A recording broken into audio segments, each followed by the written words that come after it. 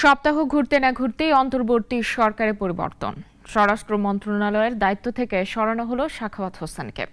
তার জায়গায় গুরুত্বপূর্ণ এই মন্ত্রণালয়ের দায়িত্ব পেয়েছেন জাহাঙ্গীর আলম চৌধুরী। উপদেষ্টা হিসেবে তার শপথ গ্রহণের পরপরই এই পরিবর্তন এসেছে।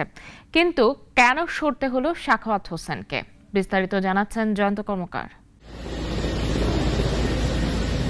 ছাত্র জনতার আন্দোলনের মুখে শেখ হাসিনা দেশ ছেড়ে ভারতে চলে যাওয়ার ৩ দিন পর ৮ আগস্ট ডক্টর মোহাম্মদ ইউনূসের নেতৃত্বে শপথ নেয় অন্তর্বর্তীকালীন সরকার।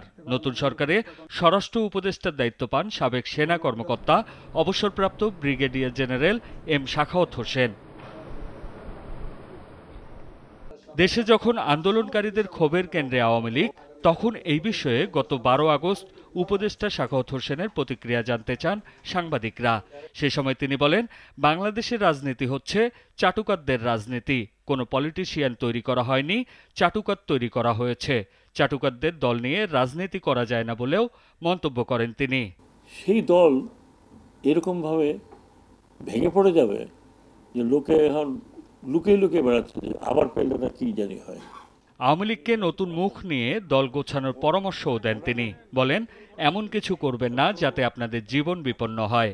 With new face, with new অঙ্গীকার, এবং আশা করি যে through the political party act.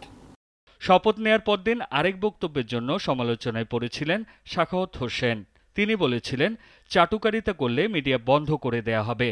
পরে সমালোচনার মুখে তিনি দুঃখ প্রকাশ করে বলেন, তিনি রাগের মাথায় ওই কথা বলেছিলেন। মিডিয়া বন্ধ করা তার কাজ নয়। এসব বক্তব্যের পর বৈষম্য বিরোধী ছাত্র আন্দোলনের পক্ষ থেকে হুঁশিয়ার করে দেয়া হয়েছিল স্বরাষ্ট্র উপদেষ্টাকে। দাবি উঠেছিল তার পদত্যাগের।